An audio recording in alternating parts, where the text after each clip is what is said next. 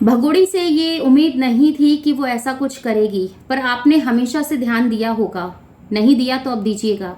अपने दिमाग पे थोड़ा सा जोर डालिएगा, फिर आपको सब चीज़ें समझ में आएंगी। जब जब इसने पार्टी की है, जब जब इसने कुछ भी फंक्शन बन किया है, तो वो चीज़ें हमारे भारत के लिए हानिकारक ही रही हैं। चाहे हादसा छोटा हो, चाहे हादसा बड़ा हो, इसको कभी किसी का दुख नहीं आता। और एक बात सच भी है, कहते हैं ना, बाप तो बाप होता है, पर उस बाप के लिए बच्चे ये सोच लेते हैं कि हम बाप से ऊपर हो गए। तो ये गलत फहमी है मैडम आपकी। आपका जो चेहरा है ना, वो अब व्यूवर्स के सामने आने लगा है। आपकी सच्चाई लोग जानने लगे हैं। तुम हर एक फंक्शन, हर पार्टी जो तुम करती हो, छोटी बड़ी जो भी कुछ करती हो, 15 लाख तुम्हारे सब्सक्राइबर हुए, उसके लिए तुमने बोला कि मैं अब केक काटूंगी, अब ये करूंगी। वो चीज़ें तुमने तब नहीं की। तुमने तभी क्यों की जब हमारे भारत में ये हादसा हुआ? बताइए आप मुझे, कैसे ये हमारे देश के लिए सेफ है? और फिर मैडम बोलती है कि मुझे भगोड़ी क्यों बोलते हो। एक बात मैं बताऊं, भगोड़े को भगोड़ी ही, जो भाग कर आता है ना, उसको भगोड़ी बोली जाती है। और तेरे साथ साथ तेरी 7 पुश्तें आ जाएंगी ना, वो भी भगोड़ी के नाम से ही पहचानी जाएंगी। ठीक है, ये कलंक तूने अपने ऊपर तो लगाया ही लगाया, अपने इन मासूम बच्चों के ऊपर भी लगाया। और एक वीडियो मैंने देखा था, जिसमें एक लाइव देखा था मैंने, जिसमें वो हैदर को लेके जस्टिफाइज कर रहे थे। हैदर को ये बोल रहे थे कि वो बहुत खुश है। एक जो हैदर जिसके साथ अधिकतर लाइव आता है, उसके लिए बोला जा रहा था हैदर बहुत ज़्यादा खुश है, उसको अपने बच्चों की परवाह नहीं है। तो मैं सिर्फ एक बात उनसे कहना चाहूँगी कि मैंने देखा आपने आस्था माँ के ऊपर कितने कितने एलिगेशन लगाए हैं, और आपकी जो भी रही वो चीज़ें मैं नहीं लेके आऊँगी, पर एज अ एक व्यूवर जब मैंने आपकी उस लाइव को देखा तो मेरे माइंड में क्या चीज़ें आई, सिंपल शब्दों में आप लोगों के साथ मैं शेयर करूँगी। अगर वो बंदा पानी पी रहा है और वो दोनों वीडियो शूट करते हैं, वीडियो में लाइव आते हैं, क्योंकि इन लोगों को ऐसा होता है कि घर में नहीं शूट होता है या कुछ भी XYZ, जब सोशल मीडिया पे आप आते हो, आप सोशल मीडिया वर्क करते हो, तो आपको अलग अलग जगहों पे जाना पड़ता है, उसके लिए वो सब चीज़ें करनी पड़ती हैं। तो पर आपको वो चीज़ें समझ में नहीं आएंगी, आपको तो अपनी लाइफ, अपनी जर्नी, ये सब चीज़ें समझ में आती हैं। आपने एक मिनट नहीं देखो, हमें हैदर से ना कल कोई लेना देना था, ना आज कोई लेना देना। हमें उससे सिंपैथी थी, और सिंपैथी है तो सिर्फ इस चीज़ की कि उसके बच्चे उसको मिलने चाहिए।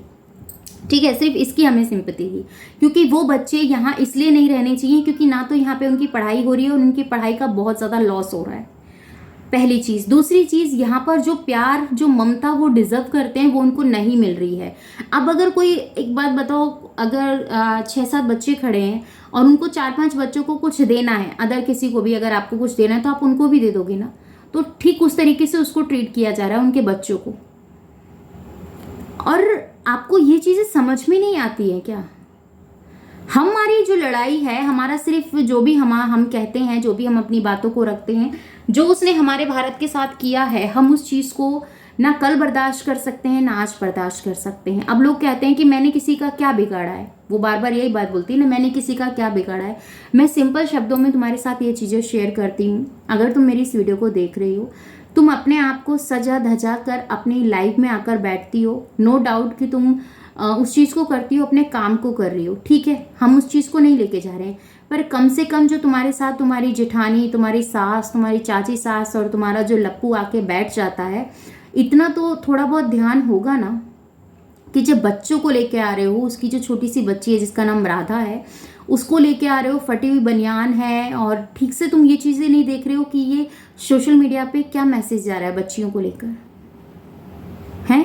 थोड़ा बहुत समझ है? अगर तुम्हें अगर ऐसा है कि बच्चे बार बार आ जाते हैं, तो गेट बंद कर दो, बच्चों को बोल दो कि बच्चों तुम यहाँ पर बेड पर आराम से बैठ जाओ, मैं लाइव कर रही हूँ। बच्चे भी नज़रों के सामने रहेंगे और ये सब चीज़ें, तुम्हारी इमेज भी खराब नहीं होगी। सोचिएगा कि मैंने क्या कहा है। पर बच्चों को तो इस तरीके से उनकी वो चीज़ें मत करो ना, बहुत ज़्यादा हर्ट होता है। अगर सोशल मीडिया पे ये चीज़ें रहती हैं और बच्चे अगर बड़े होते हैं, उन चीज़ों को देखते हैं, तो उनके ऊपर क्या इफेक्ट पड़ेगा कि हमारी माँ तो बड़े मज़े लेती थी और हमें इस तरीके से छोड़ती थी। आप ही बताइए। और आपको तो पता है ना, लड़कियां टाइम से पहले बड़ी हो जाती हैं। आप छोटी बेटी को लेकर आते हैं, उसके ऊपर बहुत ज़्यादा सवाल उठ रहे हैं। सवाल उठाने वालों का ये कहना है कि हम ये चाहते हैं और ये हमें लगता है कि वो शायद जफ़र की निशानी है, इसीलिए जफ़र को दिखाने के लिए कि जब मैं पाकिस्तान आऊं तो तुम्हें इस बच्ची के लिए मुझे एक्सेप्ट करना होगा, क्योंकि हैदर तो तुम्हें एक्सेप्ट नहीं करेगा। इसीलिए तुम उस बच्ची को बार बार कैमरे के सामने लेके आती हो। और मैं सिर्फ इतना सा कहूंगी, एक व्लॉग तुमने छोटा सा बनाया था, उस व्लॉग में तुमने दिखाया कि लप्पू तुम्हारे बच्चों को खाना खिला रहा है। और 10 बार वो ये बात बोल रहे किसके साथ खाती हो, किसके साथ करती हो, कौन तुम्हें अच्छा लगता है, तुम मेरे अपने हाथ से खाना नहीं खाती हो। ये चीज़ें बताने की होती हैं, ये चीज़ें दिखाने की होती हैं कि सोशल मीडिया पे मैं अपने बच्चों के बारे में बता रही हूँ, मैं अपने और तुम जो इशारे करती हो ना लाइव में बैठकर, जो बहुत ऐसे ऐसे इशारे होते हैं जो कि बहुत सारे लोगों का कहना और मेरा भी ये कहना है कि तुम किसी ना किसी को ऐसे मैसेज देती हो। वरना कहाँ तुम्हारी 4 दिन में एक वीडियो आया करती थी और शॉर्ट वीडियो तुम्हारी 2 अपलोड हुआ करती थी। आज तुम्हारी धड़ाधड़ वीडियोस अपलोड हो रही है, धड़ाधड़ तुम लाइव आ रही हो। इसका रीजन क्या है? लोग समझ रहे हैं पर तुम्हें समझ में नहीं आ रहा होगा, क्योंकि समझने के लिए उस चीज़ को फॉलो करना चाहिए। पर तुम जो गलत वे में गलत मैसेज हमारे व्यूवर्स को, हमारे भारत में बैठ के जो लोग आपको देख रहे हैं, हमारे भारत की संस्कृति का जो मजाक उड़ा रही हो, वो हम बर्दाश्त नहीं कर सकते ना। क्योंकि जो लोग सच्चे होते हैं ना, उन लोगों को सच्चाई दिखाई देती है।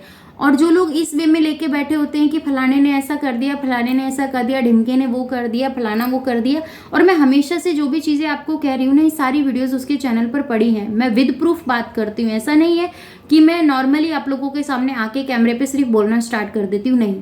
मैं उन सब चीज़ों को पहले सर्च करती हूँ, उनके ऊपर पहले मैं देखती हूँ कि मुझे क्या लगता है, कितना मुझे उसके अंदर बात करनी चाहिए, कितना नहीं करनी चाहिए। जो मोटे मोटे पॉइंट होते हैं मैं उसके ऊपर बात करती हूँ, क्योंकि मैं चाहती हूँ इन चीज़ों को इन्हें समझना चाहिए, क्योंकि ये समझना बहुत ज़्यादा ज़रूरी है।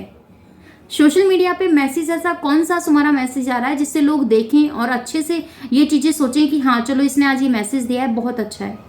तुमने गौ माता के ऊपर बात की तो तुम्हारे ऊपर एलिगेशन लगे, क्योंकि तुमने वो दिखावा किया। तुम अपनी बच्ची को अपनी गोद में बिठाती हो और लोगों को ये शो कराती हो कि मेरी बच्चियों से मैं बहुत ज़्यादा प्यार करती हूँ, सिर्फ इसलिए क्योंकि तुम्हें पता है कि मोमिन मलिक सर ने तुम्हारे पर्चे हैं जो लिख कर और कर दिए हैं काम। ठीक है, उन पर्चों से अब तुम्हें लग रहा है डर, क्योंकि कल को अगर तुम्हारे साथ कुछ भी ऐसा होता है कि तुम्हें लेकर जाती है पुलिस, कोई भी कार्रवाई होती है, तो तुम्हें तुम्हारे बच्चों से दूर रखा जाएगा। तो अगर तुम्हें बच्चों के साथ ऐसा वीडियो शूट ही करना था तो उन बच्चों को पहले सुला लेती। तुझे पता है कि तेरे बच्चे जग रहे हैं, तो तूने उनको अपनी बाहों में इस कदर भरा कि तुझे लगा कि लोग जो देख रहे हैं वो बेवकूफ़ हैं, फुद्दू हैं, उनको कुछ समझ में नहीं आता। तू हमारे भारत के लोगों की फीलिंग के साथ खेल सकती है, पर हम लोग तेरे बच्चों के भविष्य के साथ नहीं खेल सकते। हमें तेरे बच्चों के भविष्य की चिंता है। कितनी एजुकेशन तेरे बच्चों ने कर ली यहाँ पर? क्या उनका आधार कार्ड बना?